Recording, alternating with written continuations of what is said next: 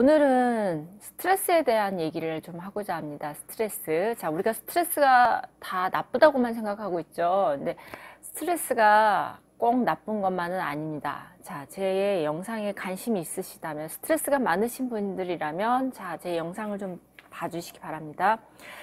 우리 직장인들은 이래저래 스트레스가 많습니다. 특히 워킹맘이라면 가정 일도 해야 되고 직장 일도 해야 되고 진짜 두 마리 토끼를 잡기 위해서 굉장히 동분서주하는데요.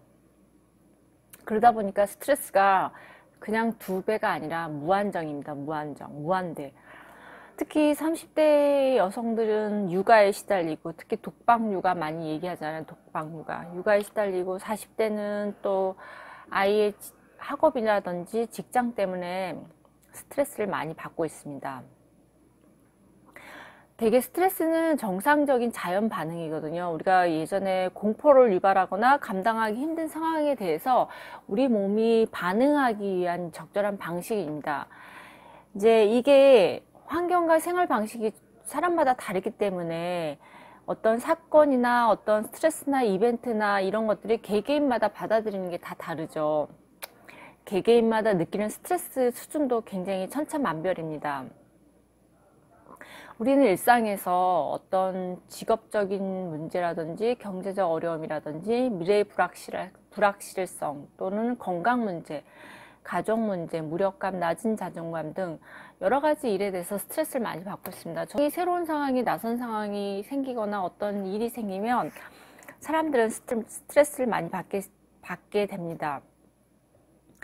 그래서 경험에 의하면 이제 스트레스 총량의 법칙처럼, 질량 보존의 법칙처럼 스트레스 총량의 법칙이라고 그래가지고 한쪽에서 스트레스가 줄어들면 다른 한쪽에서 또 스트레스가 증가하고 이런 경우죠. 예를 들면 뭐 경제적인 어려움이 있었는데 이제 경제가 안정되면 인간관계가 틀어지고, 인간관계가 또 좀 안정이 되면 누군가가 주변 사람들이 자기를 속썩이고 하는 식이죠.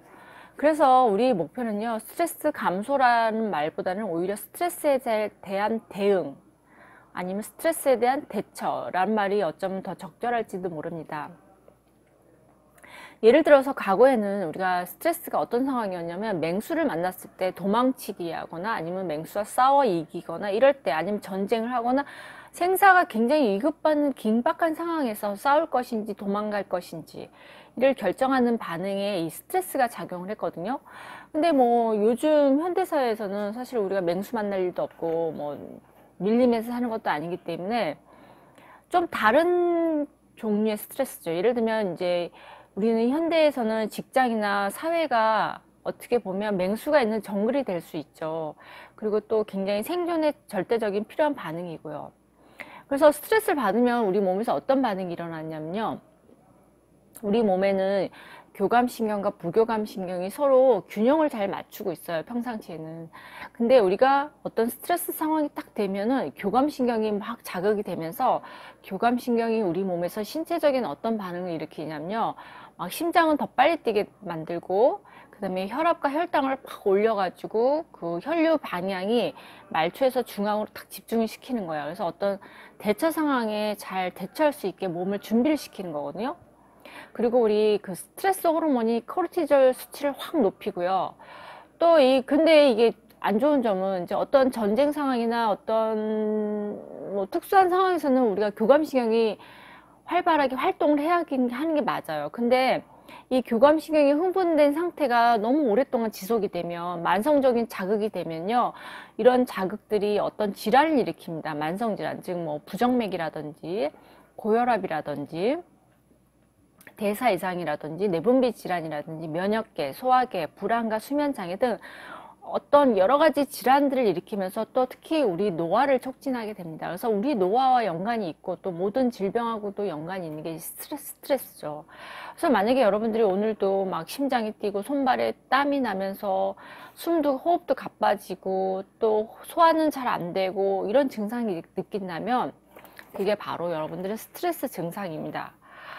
그래서 우리가 스트레스 관리법을 보면요, 뭐 명상을 하고 책을 보고 운동을 하고 뭐 뜨개질을 하고 뭐 등등 굉장히 많은 방법들이 나와 있죠. 어떤 것을 했을 때 내 스트레스가 해소되느냐에 대한 스트레스 해소 방법들이 주변에 굉장히 많이 나와 있습니다. 최근 미국 성인 3만 명을 대상으로 8년간 진행한 그 미국에서 켈리 맥고니걸의 연구에 의하면요, 이 스트레스의 반응에 대한 결과가 발표됐는데요. 즉 우리가 스트레스를 어떻게 생각하느냐에 따라서 신체적으로 해롭기도 하고 이롭기도 하다는 겁니다. 우리가 이제까지는 스트레스가 무조건 나쁘다, 스트레스가 우리 몸에 나쁘다 이렇게만 생각을 했었는데, 스트레스를 내가 어떻게 받아들이고 내가 어떻게 인식하냐에 따라서 꼭 스트레스가 나쁜 것, 부정적인 것만이 아니라 우리 몸에 좋은 반응이 일어날 수도 있다는 새로운 결과가 발표가 됐습니다. 그래서요, 우리가 스트레스를 어떻게 생각하느냐가 중요하다는 거죠. 어떤 태도로 받아들이냐. 그래서 보통 스트레스를 받으면요, 코르티졸하고 DHEA 두 가지 호르몬이 분비가 되는데, 실험을 했는데 사람들한테 스트레스가 당신의 몸에 꼭 해로운 게 아니라 이로울 수도 있다는 이론을 줬어요. 그러니까 스트레스가 사람들한테 이로울 수 있다는 이런 이론을 주고서 실험을 했습니다.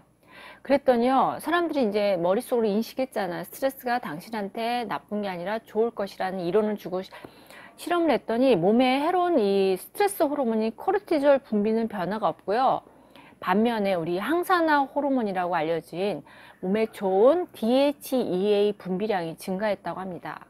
또한 우리가 안정이나 포옹 호르몬이라고 알려진 이 옥시토신도 분비가 됐다고 합니다. 이 옥시토신은 친밀감과 공감의 호르몬으로서 우리가 신체 접촉 시, 특히 엄마가 아기를 안아줄 때라든지 아니면 굉장히 그 오래된 부부라든지 이럴 때 친밀감을 느끼도록 해주는 이 호르몬이거든요, 옥시토신이. 그래서 여러분들이 이제 이렇게 정신적으로 힘이 들거나 삶이 힘들 때 지지해줄 대상자를 찾도록 해준다고 합니다. 그래서 우리가 스트레스가 이롭다고 내가 받아들였을 때는 내 몸에서 좋은 DHEA와 옥시토신이 분비되어서 자기를 지지해줄 누군가 대상자를 찾기도 하고요.